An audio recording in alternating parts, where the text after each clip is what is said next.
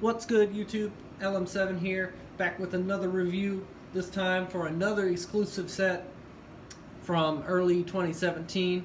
We're going to be looking at the Desert Skiff Escape.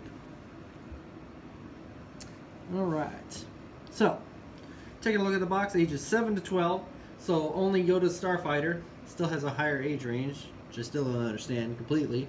Anyway, 75, 174, 277 pieces. And just like the new Phantom, it also comes in at $29.99. Now, I believe it also comes in at $39.99 if you live in the UK, which kind of sucks. But aside from that, you can see we got 4 minifigures, and I'll show them in just a second. But taking a look at the back of the box, there we go. We can see the Desert Skiff, and then obviously the Sarlacc Pit, and then a couple of the little features which I'll get to. There isn't a ton, but there is enough. I'm going to show the minifigures first because I put them on the instruction booklet like a dingus. So, alright. So, whenever he decides to focus, that would be great. There we go. So our first minifigure is a Weequay Skiff Guard. It doesn't actually say that on the box, it just says Skiff Guard. But he is a Weequay pirate. You can tell by his facial printing and then the printing that he also has on the back of his head, which is very nice. I appreciate that. He also has dual colored legs and belt, the belt is a little different colored than the top of his leg, so it's weird looking, but nonetheless, very nice minifigure. He's ugly, but he's supposed to be. And he just comes with a standard battle axe. I haven't seen this axe piece used in quite a while, actually, but it's nice they're bringing it back. Our next minifigure is Chewbacca. He hasn't changed since the last time we've seen him, but he does have his new-ish head mold with the much better printing and facial structure. And he's also got some hair printing on his legs. And this Chewie comes with handcuffs because they're about to be thrown into the Sarlacc Pit. And then there's the back, which isn't anything special. Our third minifigure is everyone's favorite bounty hunter, Boba Fett. I don't exactly know what's going on with his hands. They just seem off to me. I could be wrong, but his hands just feel weird. But anyway, he does have a small pistol with a lightsaber on the end just to represent his gun. No arm printing or anything. He does have the shoulder cape in a nice, I don't know, lime green color, I guess that is. But I really want to point attention to is the detail on his legs is just phenomenal. He's even got foot printing and everything. They just went all out with this Boba Fett. And overall, he just looks very good. But underneath, he just has a standard clone head, which makes sense because he is a clone himself. And then finally, just taking a look at his jetpack. He does have some printing under the jetpack, but it's a hassle to get the shoulder cape back on, so you're just going to have to believe me on that. And then finally is a new version of Han Solo, fresh out of the carbonate. You can see his shirt's all ruffled. No leg printing, but doesn't really need it. There could be a little bit, but not a huge deal. The main difference is obviously his new hairpiece, and I'll talk about that in just a second. But he also has a double-sided head if you want him to be blind like he is previous to this scene.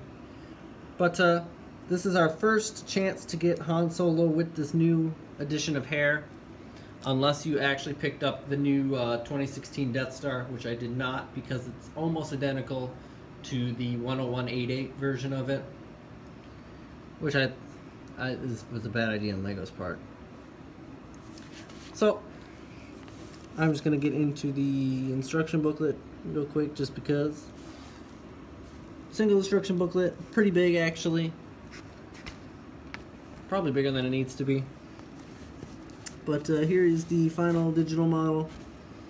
it does look pretty nice, and just like all the other ones so far, it also comes in at 61 pages, so you know, between 30 minutes, 45, maybe an hour tops if you take a break here and there.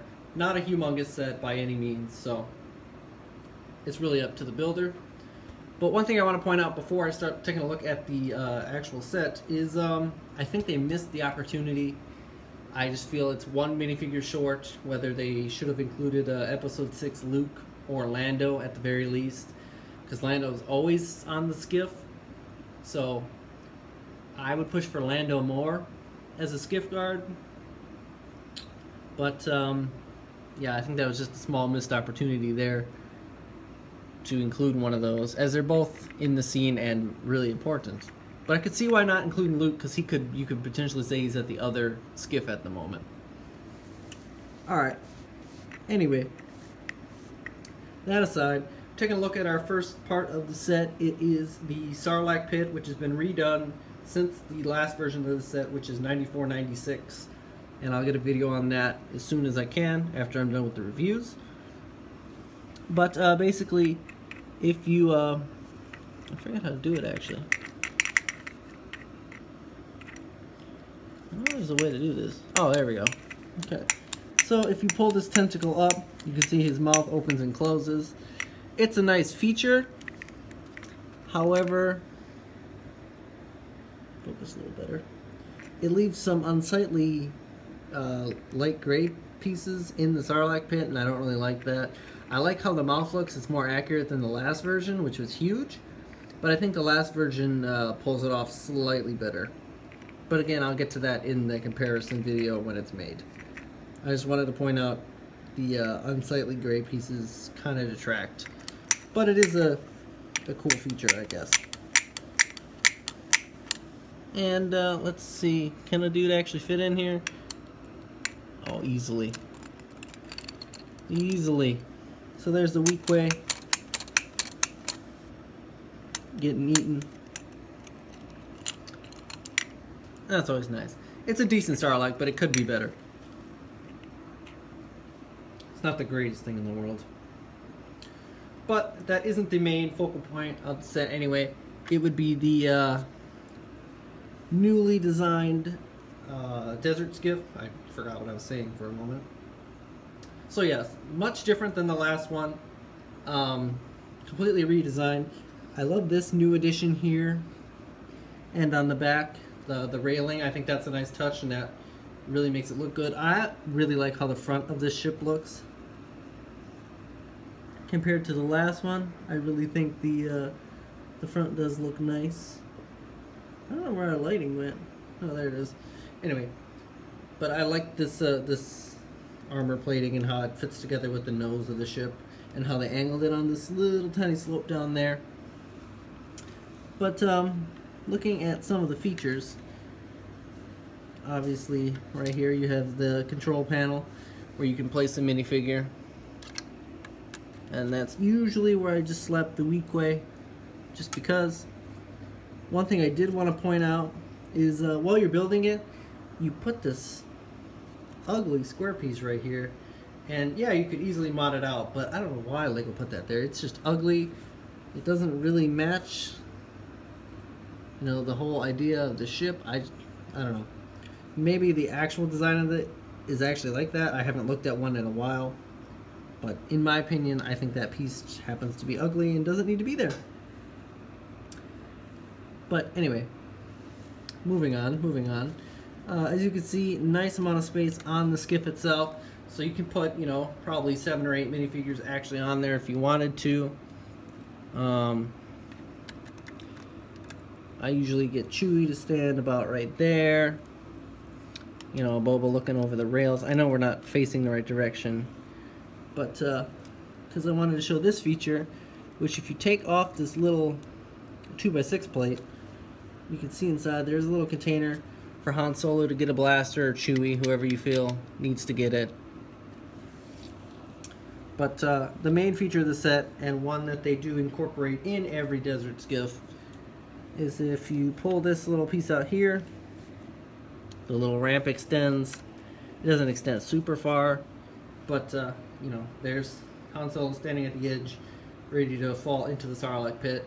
But it should more likely be Luke Skywalker, and that's why I said before that he should probably have been included in the set. So there's a couple negatives about it, but overall I think it's an improvement, and it's a decent set overall if you haven't gotten the last one. If you did get the last one, then it's really up to you. This is a Target exclusive set anyway, so if you don't have a Target, you don't have to really worry about it. And if you don't want it, it's exclusive, so it's not a huge deal if you don't pick it up. But let me see if I can make a quick scene here. That's another problem. It's not really tall enough. See what I mean? It's not well, you can't see what I mean at all. But it's not really tall enough for them to fall into the Sarlacc Pit, even if you have, you know, I don't know. Just some minor things, but please also move if anyone cares.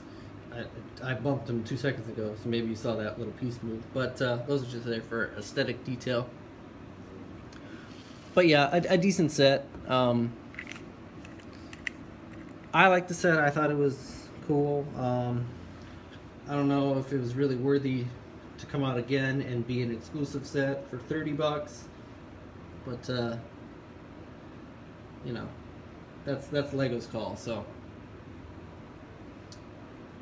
anyway, if you enjoyed the video, before I ramble too much about it, leave a like, comment, and subscribe. I appreciate it, and it helps me out. And then thinking forward, I think the next set we're going to look at is the last exclusive, which is the A-Wing. I believe that comes up next. I could be wrong, could be something else. But if you don't watch this video in order anyway, then it doesn't even matter.